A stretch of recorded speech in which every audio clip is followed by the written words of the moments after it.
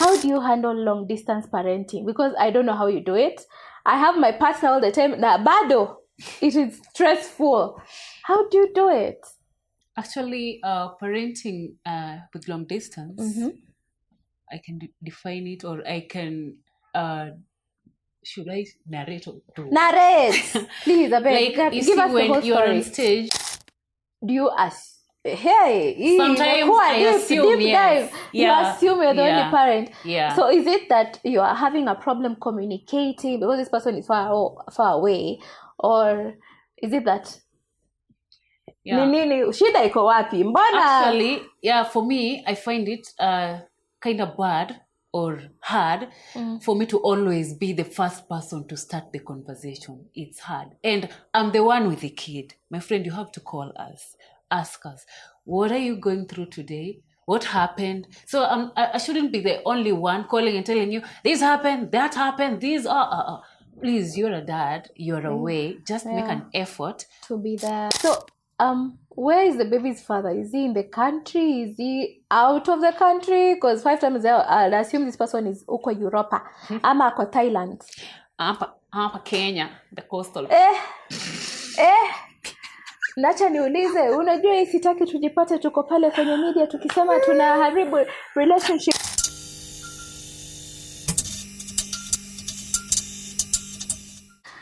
Hi guys, welcome back to the Rare View podcast. I am your host Rachel Anita kama kawaida, and today we have a fantastic host. She has been here before and she is here again. Here with me is Sophia. Lakini nimezoea kuita Sophia mpaka Sophia sounds so awkward. Sophia Anyango. Sophia Anyango is a wonderful teacher. She is a travel enthusiast. And in the middle of that, to crown it all, she is a mom. Hi, Sophie. Hi. How do you feel being back here for the second time? Actually, it feels so good. The last time we were here, I enjoyed it. And that's why I'm back. Oh, thank you so much. So, today I want to talk about parenting. Okay, not really parenting. We're talking about parenting and traveling and finding yourself as a woman in the midst of all that. How do you handle long distance parenting? Because I don't know how you do it. I have my partner all the time. Nah, bado. It is stressful. How do you do it? Actually, parenting with long distance, I can define it, or I can... should I narrate or do? Narrate! Please, I beg. Like, you see, when you're on stage, they're always that main character, and then the subs or whatever. Yeah. So here, I'm the main character doing the entire thing on stage. Yeah. And so the other parent just comes in as a guest. Yeah, because actually for him, mostly he comes like 5 times a year. So you can imagine, like, I can say I am the script writer here. Wait a minute. 5 times, we're not just going to scroll past 80? Yeah. So how does this even work? Like, I'm the main thing. And you're okay? You're comfortable with that? I'm not okay, but I have to. And the most stressing thing is, you see, you're going through all the tantrums. Yeah. All the milestones. Yes. You have to make all the plans like it's just you. But yeah. How do you then navigate as being the primary caregiver? How do you collaborate really with a partner who works quite? Actually, I adjusted, and because now this is my life. So I do, like, I have to include him inside. Yeah. I have to post everything, the milestones. So I take some videos, send to him. You see, this is how we are doing. And so when we're having problems, I also share with him. And I have to make decisions. And the most big decisions, I have to include him. Like, I can't just decide, today I feel like I want to change Desiree's name. I don't love Desiree as a name. So if it is a big decision, I have to include him. So we come together, and even if he's far away, not really far, but the time, like when we are together. So I just have to include him in everything. Everything. Mostly. Actually, how does that work? How do you know this is now a small thing? He doesn't need to know about this. This is a big thing. He needs to know about this. For instance, let me say, I want to change, for instance, I want to change a hospital. Like we've been going to this hospital. Yeah. And now I feel like I don't like it. So that is something that I cannot just now decide to, let me just do it. I have to call him and say, this is the problem. When you go to this hospital, this happens. So can I please kindly change to another hospital? So that is like a small decision. And for instance, when maybe a small thing, the most of the things that I do, let me say when she's sick, just not really sick. So some things I don't have to call him because I also get tired because this is me. You have to do it. Even if to handle it by yourself. If I start calling him or maybe he takes time to reply, then I'll just get mad. So instead of calling him and telling him, I just do it because this is me now. Yeah, so I just assume I'm the only parent here. Do you ask? Hey, sometimes I assume, deep dive. You assume you're the only parent. Yeah. So is it that you are having a problem communicating because this person is far away, or is it that shida iko wapi? Mbona? Actually, for me, I find it kind of bad or hard for me to always be the first person to start the conversation. It's hard, and I'm the one with the kid. My friend, you have to call us. Ask us, what are you going through today? What happened? So I shouldn't be the only one calling and telling you, this happened, that happened, these are... Please, you're a dad, you're away. Just make an effort. To be there. Yeah, to be there. Even if you're not there physically, just call us and ask us. You can call every day. Yeah. So I don't have to be the person who just have to call. So if you think about calling every time and talking about your problems, this is what I want, so I decide, let me just do it. And how does this affect your daughter? Because does she feel there's a gap? Actually, I feel sometimes because when the dad comes and then he's gone. Why am I feeling emotional? I feel like crying. So when the dad comes and then he's gone, he's like, where's daddy? I'm like, daddy made a job. Daddy's coming. So, but I don't like that situation. So sometimes I tell him, why don't you just visit monthly? Yeah. Even monthly, it's kind of a bit far, but why can't you just shift just 3 days in a month? We have 3 days in a month. Even if you think that you're making an effort to come 2 weeks after every or whatever, we'll really appreciate if you just come even 2 days every month. So, where is the baby's father? Is he in the country? Is he out of the country? Because 5 times I'll assume this person is uko Europa. Ama ako Thailand. Hapa Kenya, the coastal. Nacha niulize, unajua hii sitaki tujipate tuko pale kwenye media tukisema tunaharibu relationship. So I will quickly move. But how do you find joy in all this? Like how do you actually appreciate being a mom when you're doing it alone? Because I don't know, there's a really thin line between what you're doing and single parenting. Yeah. So where is the difference really? The most joy I get is I ask myself, I tell myself, I thought this would be difficult, but actually I'm doing it. So if I did this and another hard thing is coming, I'm like, there was something very hard and I was able to do it. So definitely I'm going to handle this. So with that, I get joy that I'm a conqueror. You are a conqueror. Hebu high five kwanza. Conqueror. Talking of being a conqueror and finding joy, something about you is that you love traveling. You love traveling, going, hey, sijui uko wapi, tunaenda Zanzibar, tunaenda. I love it for you. I love it. How have you done this solo? How do you actually go on travels or vacations when you're a solo parent? Do you leave the child do you take the child, unamwacha kwa baba, unasema now I'm going? How does it work? Simwachi kwa baba. Actually, normally I plan. Like I don't just wake up and say, tomorrow I'm going to this place. Like I have to plan prior. Like mostly for these long vacations, mostly I take 3 nights, the maximum. So I plan, like I go like thrice a year because I'm a teacher and schools close 3 times in a year. Yeah. So I have to plan. So I know that I'm going in April, August, and then in December. So I'm able to get a family member who will come in. of course the nanny is there, but I cannot just leave my kid with the nanny alone, the two of them. So I have to organize for a family member who will come in, and then I'll be very comfortable. And I have to plan them, so I don't just wake up and say that today I'm going to this place. It doesn't work like that. You have to respect other people's time as well. So how come you can't leave the baby with the father though? Because the father is away. The father actually, he's an accountant.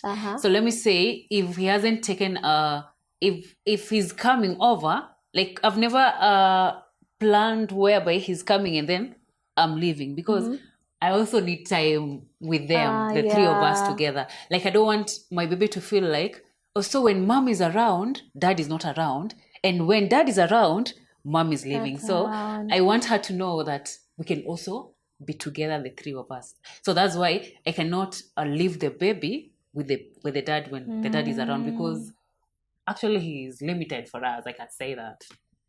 Hey, inaenda kwa mitandao. So how do you find adventure when you're running on empty? Because this sounds like it's a lot on you. It's weighing a lot. How do you do it? How do you find, Yeah, because I know going for a vacation or adventure, it needs some money. Yes. But now, that's why I told you I plan it prior. Does he send money though? Hey, we can take emotional absence. Your vacation. Lakini pesa nayo lazima utume My bwana. friend, I'm married to a Kikuyu. Vacation ni pesa. Vacation unamwambia ni hizo ni mawot. Mwili. Oh my God.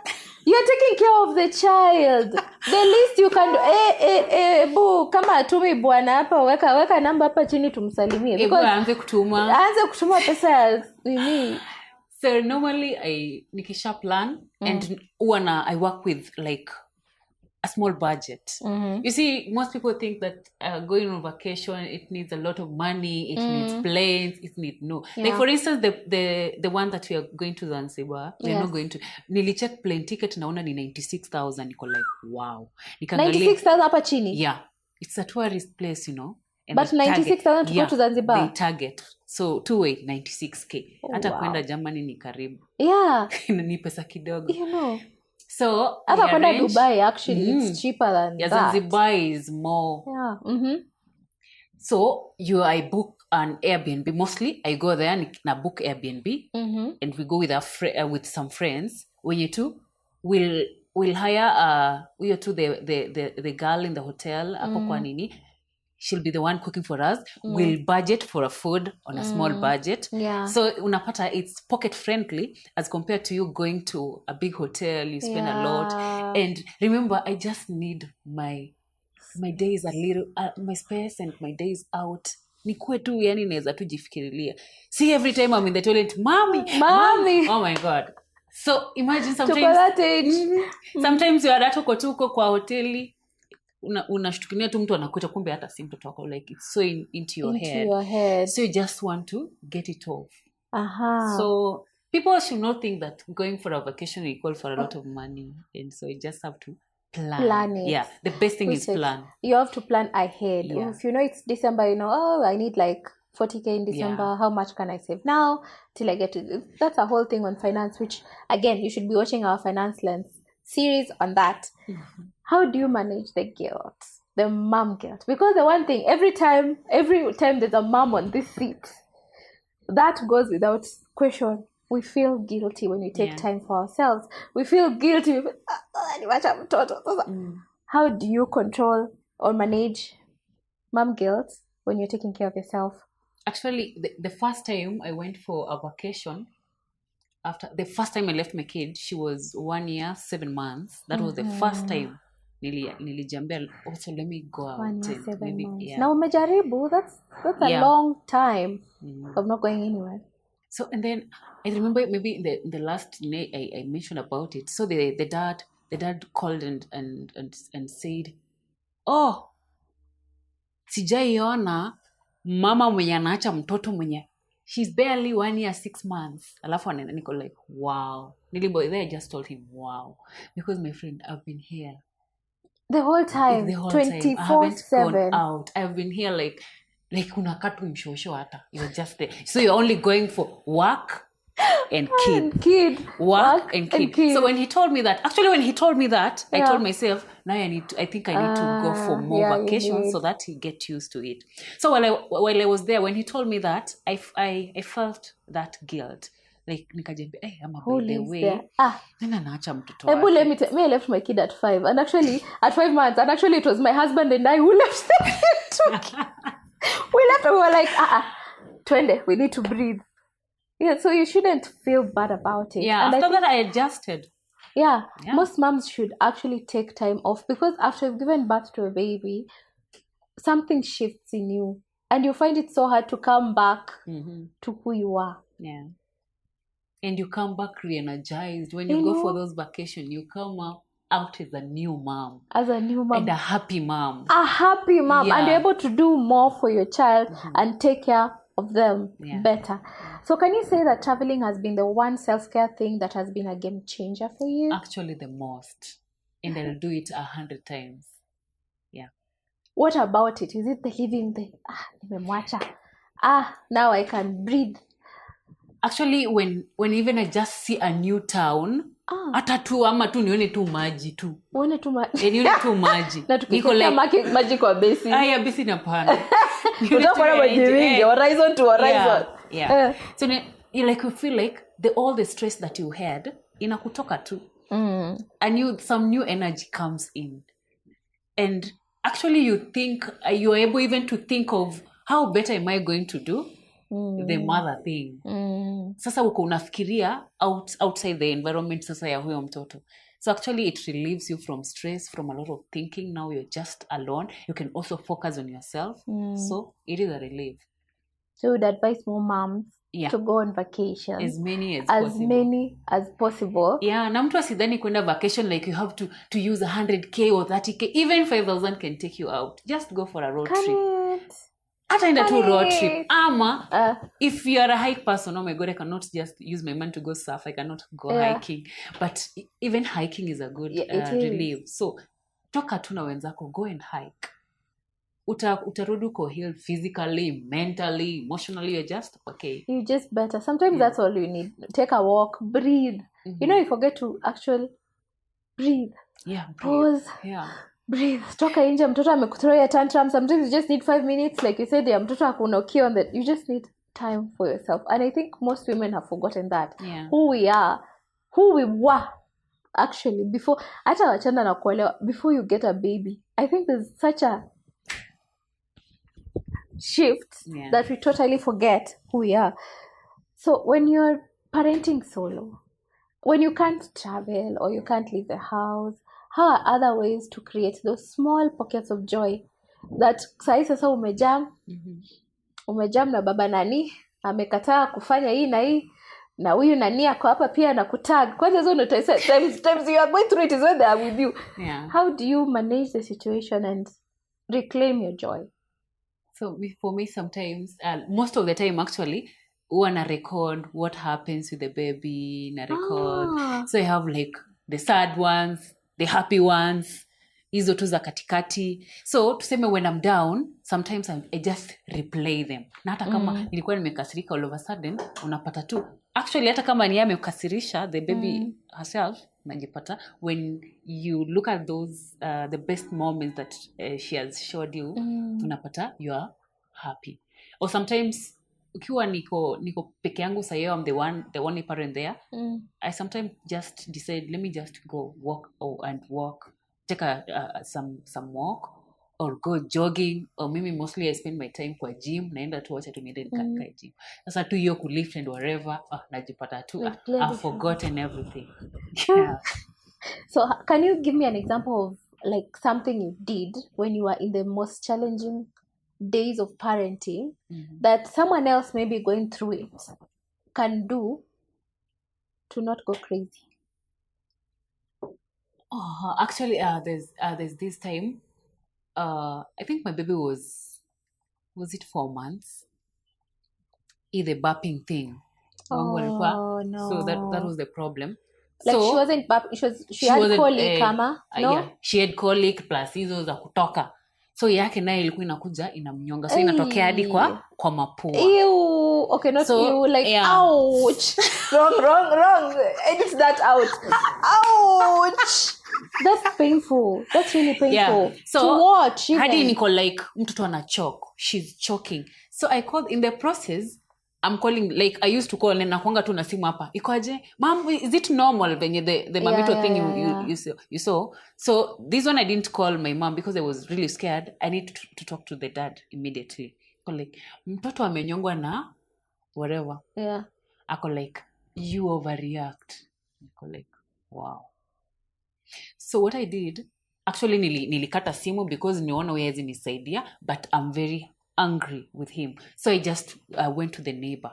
She's a good mother. So kakuja kaniambia, you just do this. And so the baby became normal. But now nikakumbuka kuna mtu yafaa nikuwe nimekasirikia. So actually I texted him and I told him, by the way, I will never ever tell you anything concerning her. The baby. Whether na, because if you're saying that I'm overreacting, na huko hapa you haven't seen how serious the situation is. Now you're just yapping. At least you could just ask me. Nini na happen? You see, maybe pia I'm new into this. We are all new. I'm just learning. So I decided I'm not ever going to talk to you. But okay, how does this work? Because now I'm worried first for your mental health and for your babies, because if you the one thing I've learned about parenting from my side is you can't do it alone. Nata ujamaje, the baby still takes precedence. Even if you're angry at each other, the child has to be okay. So how do you sasa ulisha jam una anjamaje, because something happens, you still have to call the dad. Sikum call for almost a week. I didn't. In fact, when he used to call, I didn't pick. So I hate to talk to my friends. Kuna tu wale my friends wenye you have to talk, and then they have to explain to you, this is what happens, whatever. However much mtanyamaziana, the baby is there. So you just have to keep on talking and just tell him to be a good communicator. Actually, he's not a really good communicator. Yeah. So you're learning to communicate with each other. So what advice would you give to parents in similar situations who crave to travel? Because like for you, clearly traveling is the one thing that gives you a breather, that makes you feel sane, that makes you feel like at least Mimi, this is Sophie, not Sophie the mom, not Sophie the wife, not Sophie the teacher, not Sophie. This is the one thing. So, but they feel stuck. They don't know what to do. They want to, but they really don't know what to do or where to start. Yeah, actually it's normal, and mostly you find that most parents are scared, maybe because one, they have the pity thing about the kid, leaving the kid or something. Yeah, that's a tough one. So you just have to you have to plan yourself, and you have to start small. Just start small. You see, if you haven't started yet, you can if you've never gone for any vacation or never gone for anything before when the baby came, so just start. Maybe you can decide, let me just take a day, one day. So you stay away just for yourself and your friends, or just you, and then come. And then later, now decide, let me organize maybe for a 2-day trip. And so don't just wake up and say, I'm going to do this.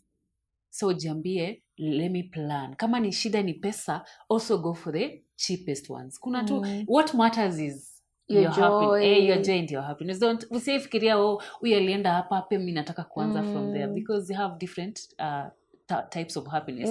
Maybe kitu itani excite, haitaku excite wewe. So you just, I'll advise all the parents that might be going through that, or maybe they're really yearning to go for a vacation. Now wajaenda, start small. Also think about yourself. You've been there for that kid, and for that kid to be happy, you have to be happy. And I'm telling you, once you go for that vacation or trip, you'll come back a happy mom. I mean, the thing with moms, once we do something, then we realize, kumbe anaweza kaa peke yake, kumbe anaweza manage. That's it. It's a game changer. But sometimes it's hard, because like when you have a spouse like that who's pushing you down, telling you can't do, you wezi. Sasa tutasikiza tu mzee ama tutafanya aje sasa? Msikize mzee sana. Tusikize mzee na tunafaa kwa submissive wives. No, don't. Yeah, I'll just listen to yourselves actually. Like Musema, like your life doesn't have to be run by just someone. It's your life as well, and you've done great work so raising far. that kid. You also need time for yourself. You do. So mtu asikuweke tu hapa tu, whoa, I don't think whatever. What are you thinking? I'm also thinking about myself. You know. Let us focus on each other. Wewe jifocus, mimi focus kwa mtoto. Tuende hiyo ni for her. Mimi tuna focus on each other.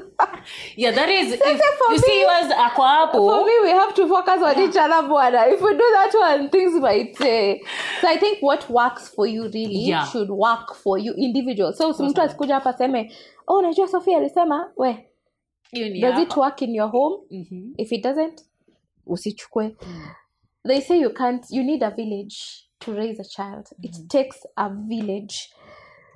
Do you have a system that actually works for you, that supports you? And what do you do to build it for someone who probably doesn't have one? Of course I have. Because the main character huyu amekuwa hata sijui ni sub. Guys, huyu mtu anachezanga nje anaitwanga aje kwa football. Hata sisa ule mwenye amekaa huko ni sub. Hata sisa huyu amekuwa spectator sasa. How do you do it? So for me, actually, niko na that a family. That the best person is my mom, and then I have. That's so sweet. So in case of anything, I'll just call mom, tell mom, this is what is happening.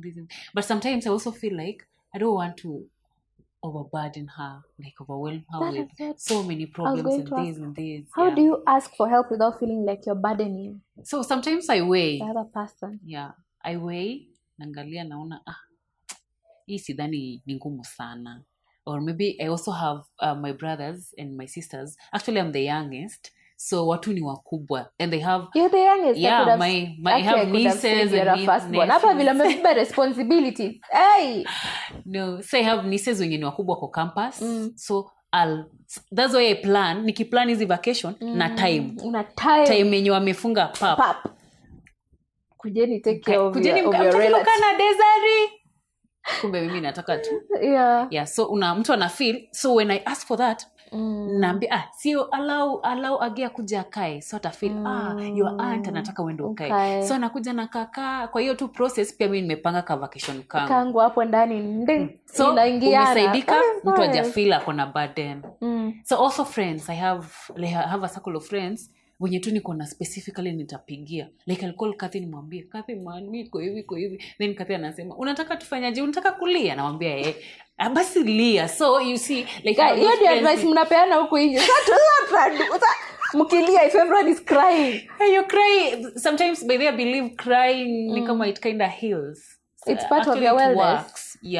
You cry a lot. Mtu akiona hapo unakaa gangster, ukae ni kama unazalia. Nakanga tu gangster huko nje lakini nikijiachilia tu peke yangu. Oh my friend, I cry and it really helps. So sometimes she'll push me to just talk it out. Niambie nini amefanya, nini imefanyika. So and I really appreciate. So I have like Kathy and Doris. And Lucy, like they're such people like lazima tu Kathy, Doris and Lucy. Tunawatumia masalams. You guys are the best. Thank you so much. In case they feel maybe kuna ka burden, I'm sorry, but they really come. They really come through for you. Kuniongelesha and whatever. So I feel like I want to say hiyo ni kitu rahisi. And that has really helped your mother. Will you picture you being a mom without these people, really? It will really be hard. So I really appreciate them. So if you had to choose your friends, baba nani? Ama tumrushe huko nje na wewe tumekoka detention wewe. They're really helping. They're really helping you. When you talk about community, people are very nosy and you want to know what goes on. Like, how do you explain this setup to strangers? Have you ever had someone looking at you awkwardly like, what do you mean? That's why like I normally save. I know like this person, like that's why I have like so many friends, but now I have these three and I'm comfortable sharing with you with these people these kind of problems. So because of course people will want to know how alikuwa amejiona sasa ona na tuko na hiyo kitu sana. Like you'll think like someone is genuine and then he or she really feels for what you are telling them, but sincerely some of them are happy. So that's why you have to save them. Control that. Just angalia ni nani naweza ambia such type a of thing. thing. Yeah. And as if, what are some things that people assume about long distance parenting that are very wrong? Like, for instance, for me, Why do I feel like I know where this is going? Yeah. don't even know where to start where. But like most people do assume like watu hawezi kosana because but actually when we are staying together, I think it's easier kutokosana because you can talk things out when you're together. But now huyu mtu hamko pamoja, so hata ukianza kuambia mtu I'm not talking to John because alinifanyia hii na hii, like wait, John hata kuagi. So mnapata wapi yote imekosana? I thought you people you should be perfect because you guys miss each other every time, but unaona you can miss someone so much until you get mad. Talking of missing, hizo lonely nights how do you find? Actually, I got used to it. Like hata mtu akiongea about sex niko like, what's that? Hizo ni nini? Yeah, because how many times am I having sex in PG kwa podcast tunabakisha PG. Now back to kukosana. How do you keep conversations about logistics? Now we are being very straight. We talk about your daughter and it's about the daughter. How do you keep it from turning into arguments? Because at that point you actually need the dad and you can't afford an argument. Let's say the baby is sick, the baby needs school fees. How do you keep it sane? Like to the dad? Yes. Or between, yes, to the dad, of course. So for instance, when the baby is sick, the first thing I'll do, I'll tell him, nataka pesa ya Uber, tunaenda hospitali. Because bili ya hospitali hiyo ikwangi issue because of his insurance. But now he has to give me money for Uber. Like, can't be taking care of the kid and also. Hata nikipeana, please nakwambia nimetumia Uber hii pesa. Utanitumia saa ngapi? Because this is my money and this is my energy. Okay, hapa mimi I'm going. So kwa huyu mtoto his money is all you're using your money? Sometimes I use my money lakini si sana. Na vitu ndogo ndogo hizi kwenda kupekua some tumba and whatever and that one hata sitakuuliza. But mtoto ni mgonjwa natumia Uber naangalia iko 1000 anko hapana. Nimetumia 1000 unaweza nitumia. Hata unaweza nitumia utanitumia pesa because actually I'm the one mwenye napitia hii trauma yote niko stress nini so at least just do if this. He can't be there physically, he can be there financially. Somebody put that on a t-shirt. If he can't be there physically, he can be there financially. So in all this mushikani, at what point do you say now we need a mediator because we are not talking? You cannot go like a week, 2 a month not talking to the father of your child. When have you ever had to call someone to in between? Actually I was supposed to call the dad. Actually mreport kwa baba yake. Na uko hapo kwa podcast unamsema yawa.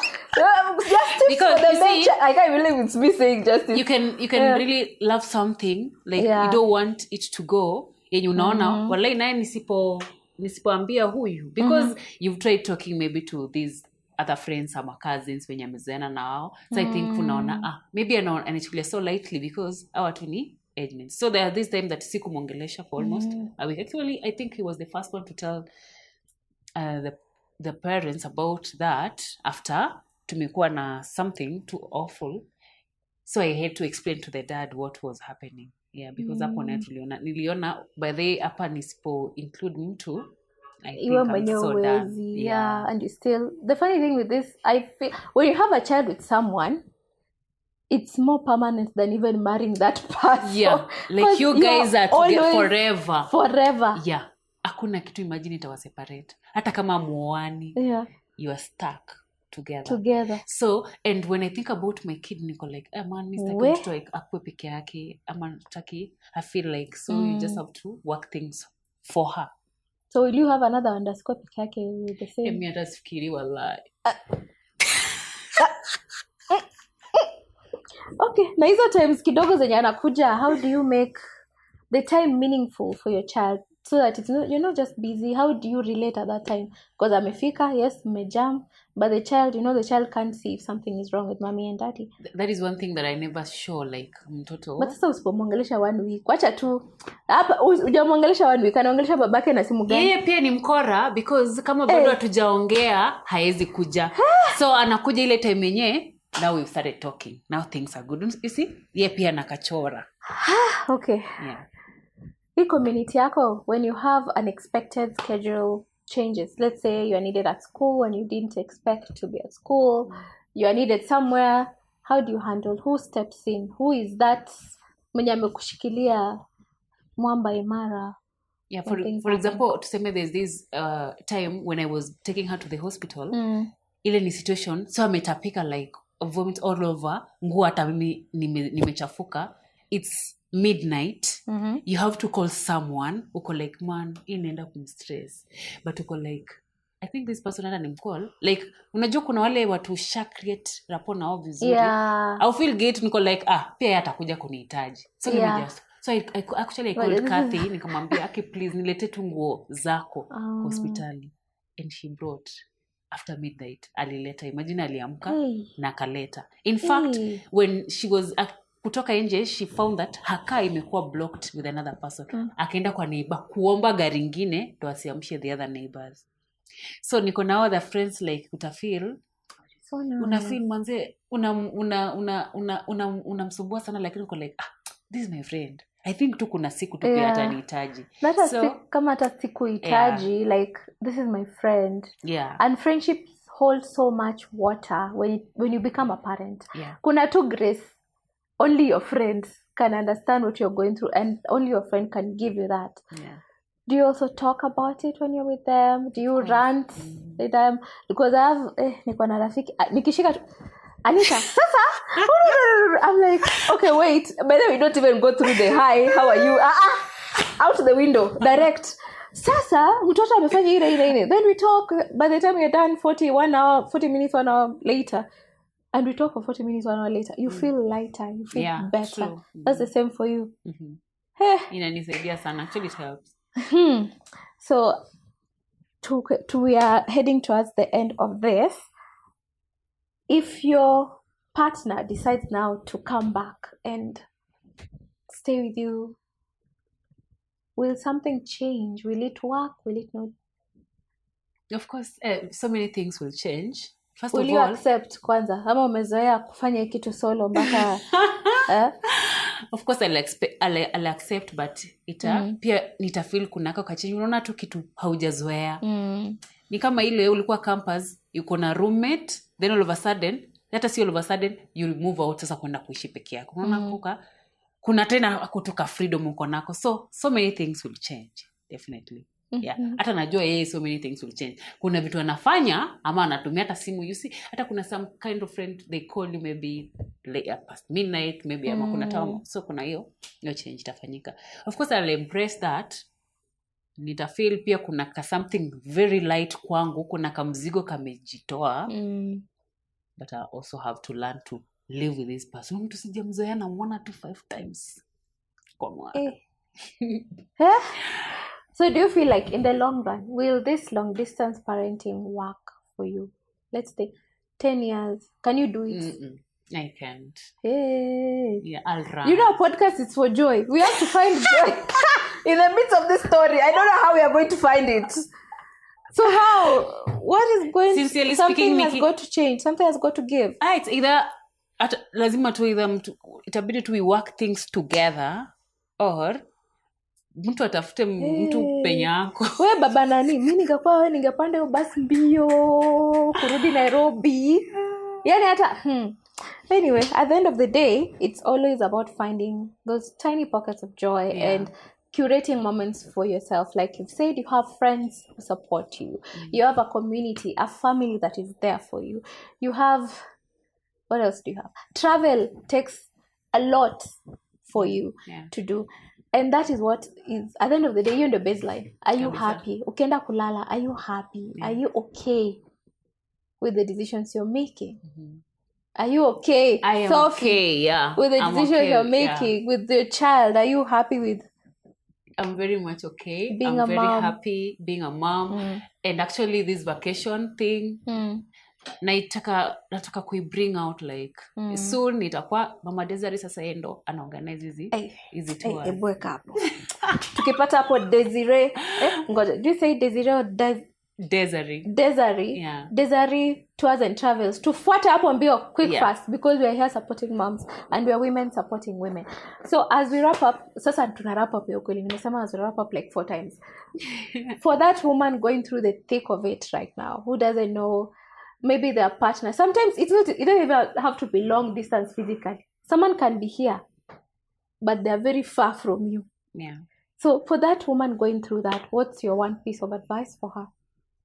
I'll tell that woman, it's good to take a break. If you want to do something now, feel just take a break. Like everything goes with its own speed. Don't ever compare your life with someone else. That's like thing ever. Vitu ni different. Just focus on yourself. Take it venye unaipeleka na kama umedecide this is what I want to do. Na mtu asikwambie watu watasemaje, watu wagani. So you just have to focus on yourself. And for you, I told you, for you to be a happy mother, you have to be happy yourself. Wakele hapo. Na kwa hayo machache tumekafunga. Thank you so much for coming on the show, Sophie. It is always nice having you. We learn a thing or two every time, and now we learn that travel is very essential. You don't have to do big, but I feel like once you get out of your house, there's so much happening in the world that you don't know, and you get new experiences. So guys, don't forget to like, comment, share, subscribe. Na wewe watakupata wapi? Kwa mtandao. Mimi watanipata tu kwa mtandao. Ukiparabulate as a happy mom. I love that for you. Thank you so much for coming. You're welcome. Thank you for having me.